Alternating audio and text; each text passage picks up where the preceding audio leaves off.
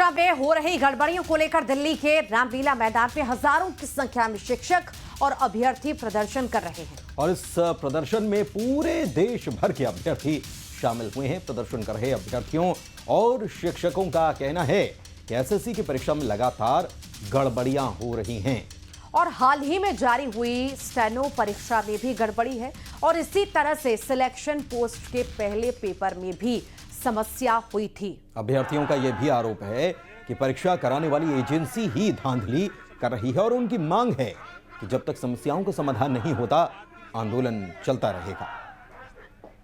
बात को बच्चों के पक्ष को कि बच्चे क्या चाहते हैं, वो जो ज्ञापन है सरकार उसको माने और एग्जाम में एसएससी के सभी एग्जाम्स में जिन रिफॉर्म्स की आवश्यकता है वो रिफॉर्म्स जारी हों और बच्चों को यह आश्वासन दिया जाए कि जितनी भी अव्यवस्थाएं हैं आपके एग्जाम कंडक्शन प्रोसेस में उन सबको बहुत जल्द दूर किया जाएगा। कई सेंटरों पे तो ऐसा हुआ कि पेपर ही नहीं ओपन हुआ, कहीं पे कीबोर्ड खराब थी, कहीं पे माउस खराब था।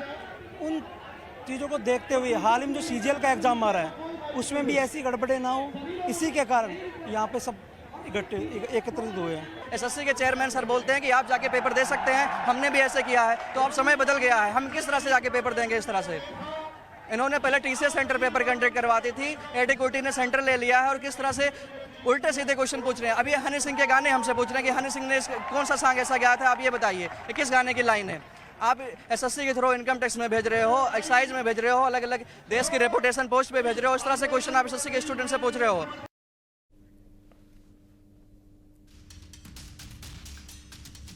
तो वहीं बिहार की बात कर लेते हैं। बिहार विधानसभा चुनाव से पहले भागलपुर से एक बड़ा खुलासा सामने आया है और इस खुलासे ने प्रशासन को भी चौंका कर रख दिया है। दरअसल 1956 का मामला है। पाकिस्तान से आई दो महिलाएं इमराना खातून और फिरदौसिया खानम के नाम पर मतदाता पहचान पत्र जारी कर दिया गया और एसआईआर सत्यापन में भी ये सही पाया गया। अब भागलपुर के जिलाधिकारी डॉक्टर नवल किशोर चौधरी ने आदेश जारी कर दोनों महिलाओं के नाम मतदाता सूची से हटाने की प्रक्रिया भी शुरू कर दी है। गृह मंत्रालय की जांच में यह भी सामने आया कि दोनों महिलाएं 1956 में वीजा पर भारत आईं और तब से वो यहीं रह रही हैं। जांच में उनके पासपोर्ट, वीजा, एपिक नंबर तक दर्ज है। अब गृह मंत्रालय ने अवैध रूप से भारत में रह रहे विदेशियों का पता लगाने के अभियान के तहत ये केस चिन्हित किया है।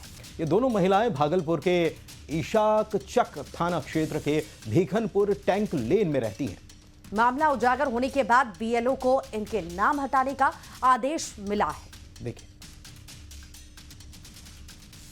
मैंने एसआईआर के जरिए सत्यापन किया और वहाँ विभाग से हमें लेटर आया।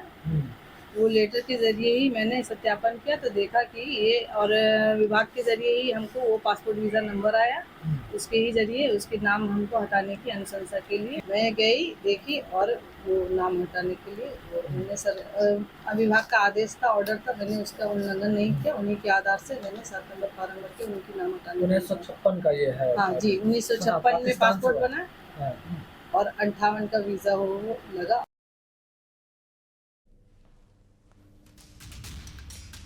और केंद्रीय मंत्री किरेन रिजिजू का राहुल गांधी पर बड़ा हमला देखने को मिला है। उन्होंने कहा है कि राहुल गांधी बहुत खतरनाक रास्ते पर जा रहे हैं। देश को अस्थिर करने वाली भारत विरोधी ताकतों के साथ मिलकर कांग्रेस काम कर रही है। जुडिशरी को कमज़ोर करने के लिए लोगों ने बार बार बोला है कि इंडियन जुडिशरी बिक चुका है। फिर ये कहते हैं कि इलेक्शन कमीशन बिक चुके हैं। फिर बोलते हैं कि सरकार चोरी करके सरकार बनाया। ये लेफ्टिस्ट मेंटेलिटी से जोड़ते हुए ये लोग काम कर रहे हैं। ये राहुल गांधी तो बहुत डेंजरस ट्रैक में जा रहे हैं। कई लेफ्ट ऑर्गेनाइजेशन है जो देश के खिलाफ काम करने के लिए षड्यंत्र रचा रहे हैं, उनके साथ तालमेल करके राहुल गांधी और कांग्रेस पार्टी काम कर रहे हैं। ये देश के लिए बहुत ही चिंताजनक ये एक समय है। तो वहीं बिहार से राहुल गांधी की सुरक्षा में चूक की बड़ी खबर भी सामने आई। अररिया में वोटर अधिकार यात्रा के दौरान राहुल गांधी बाइक चला रहे थे। जब राहुल गांधी बाइक चला रहे थे तो अचानक से एक शख्स उनके काफिले में जबरदस्ती घुस आता है। मौके पर मौजूद सुरक्षा टीम ने तुरंत हरकत की और उस शख्स को राहुल गांधी से तुरंत अलग किया गया। और राहुल गांधी को सुरक्षा घेरे में ले लिया गया तुरंत ही। ये तस्वीरें आप देख रहे हैं बिहार की, जहां पर रैली के दौरान ये पूरा घटनाक्रम हुआ। अचानक से जो है ये घुस आया इस रैली में, जहां पर राहुल गांधी जहां से गुजर रहे थे वहीं पर आया और एकदम से फिर जो वहां पर सुरक्षा के लिए गार्ड तैनात थे उन्होंने देखा और इसे वहां से हटाया। तो झमाझम बारिश का दौर मध्य प्रदेश में हो रहा है और कई शहरों का हाल बेहाल कर रखा है। सभी नदी नाले उफान पर हैं, जिसके चलते मुश्किल में अब जान आ चुकी है। इसी बीच मौसम विभाग ने भी 16 जिलों में भारी बारिश का अलर्ट जारी किया है। तो चलिए सबसे पहले आपको बताते हैं कि आने वाले कुछ दिनों में किन किन जिलों में भारी बारिश का दौर देखने को मिल सकता है। तो इनमें जिले हैं नीमच, मंदसौर, ग्वालियर, मुरैना, शिवपुरी, गुना, अनूपपुर, सिंगरौली, श्योपुर, राजगढ़, आगरमालवा, रतलाम, झाबुआ, बालाघाट, मंडला, डिंडौरी और अनूपपुर जैसे जिले शामिल होना बताए गए हैं।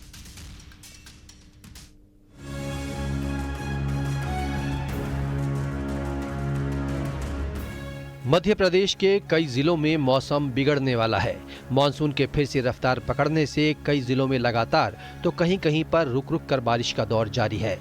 भोपाल, शाजापुर, राजगढ़, नर्मदापुरम, श्योपुर, मंडला और सिवनी मालवा समेत कई जिलों में बारिश हुई। तो वहीं अब मौसम विभाग की ओर से 16 जिलों में भारी बारिश का अलर्ट जारी किया गया है। मौसम विभाग की माने तो मध्य प्रदेश में अगले 3 से 4 दिनों तक बारिश का सिलसिला ऐसे ही जारी रहेगा और कई इलाकों में भारी से तेज भारी बारिश होगी। इस बीच मध्य प्रदेश के अलग अलग जिलों से सामने आई तस्वीरें देखिए। सबसे पहले बात श्योपुर की, जहां भारी बारिश के बीच कूनो नदी उफान पर है।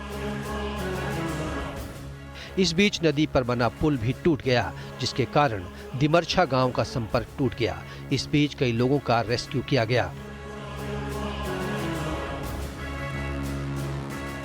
मुरैना में बाढ़ में फंसे 150 लोगों का रेस्क्यू किया गया। ये सभी लोग बाबू बाबा के मंदिर में पूजा करने के लिए गए थे। इस बीच चंबल नदी का जलस्तर बढ़ने के कारण लोग वहां फंस गए। मौके पर पहुंची एसडीआरएफ की टीम ने सभी का रेस्क्यू किया। बात शिवपुरी की करें तो यहाँ रपटा पार करने के दौरान एक युवक पानी में बह गया, जिसकी तलाश की जा रही है। घटना कोलारस कस्बे के गुंजारी नदी की है। एक तरफ बारिश का दौर जारी है तो वहीं दूसरी ओर इस बारिश ने लोगों की परेशानियों को बढ़ा दिया है। Bureau report, news 18।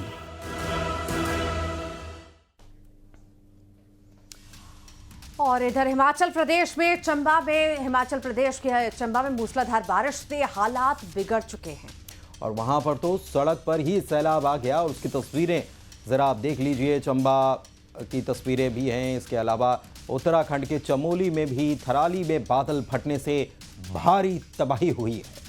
बरसात का पानी नदी की तरह सड़कों पर बह रहा है। जगह जगह मलबा गिरने से सड़कें बंद हो चुकी हैं। थराली बाजार और चेपड़ो गांव सबसे ज्यादा प्रभावित हैं।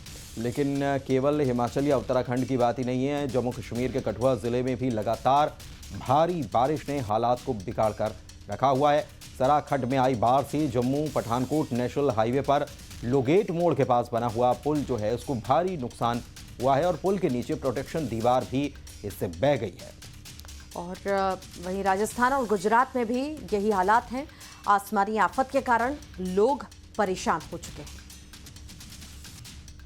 बुरहानपुर की बात करते हैं। मूर्तिकार सम्राट मौर्य के कारखाने पर प्रशासन ने लगा दिया है ताला और इसका अब विरोध शुरू हो गया है। 300 से ज्यादा लोगों ने प्रशासन की कार्रवाई का विरोध करते हुए थाने का घेराव भी किया है। दरअसल भगवान गणेश की प्रतिमा ले जा रही ट्रॉली पलट गई थी और इसी घटना में एक व्यक्ति की दबने की वजह से मौत हो गई थी। लोग कह रहे हैं कि जर्जर सड़क है जिसकी वजह से यह घटना हुई, लेकिन प्रशासन ने ऊंची प्रतिमा बनाने वाले पर ही कार्रवाई की है और ताला लगा दिया। आए भैया, हम कल रात से आए हुए। हमारी गणेश जी की मूर्ति यहाँ पर बुकिंग की हुई, हमने 1 साल पहले बुकिंग किया है। हमारी मूर्ति 12 फुट की है, लेकिन यहाँ कल कुछ रात में घटना होने की वजह से प्रशासन ने उस पर रोक लगा दिया कि अब कोई भी बड़ी मूर्ति यहाँ से बाहर नहीं निकलेंगी। यहाँ सभी लोग बाहर गांव से आए, कोई खामगांव से, कोई नांदुरा से, कोई मलकापुर, कोई जलगांव। हम वाशिम मंगरूल पीर के यहाँ पर आए हुए हैं। लेकिन ये मूर्ति देने को मना कर रहा है। प्रशासन यहाँ आने को भी तैयार नहीं है। सिर्फ अपने आम की मिट्टी झड़कने का काम बंद करे और आम जनता को, और जो हमारा गणेश बप्पा जी का पूरा आयोजन है 10 दिन का, इस आयोजन में खलल उत्पन्न नहीं करे। जब आपको इतनी फिक्र थी तो आपने मूर्तियां नहीं बनने देना थी। जब मूर्तियां बन गई है और अब लोगों ने, श्रद्धालुओं ने अपनी अपनी जगह पर स्थापना करने के लिए पैसे दे चुके हैं और व्यवस्थाएं हो चुकी है। जितने भी मूर्तिकार हैं उनके यहाँ जो कलेक्टर महोदय ने एक आदेश करा था, एक नियत की गई थी उनकी जो ऊंचाई कितनी होना चाहिए, उसी के संबंध में भी एक कल जहाँ से मूर्ति निकली थी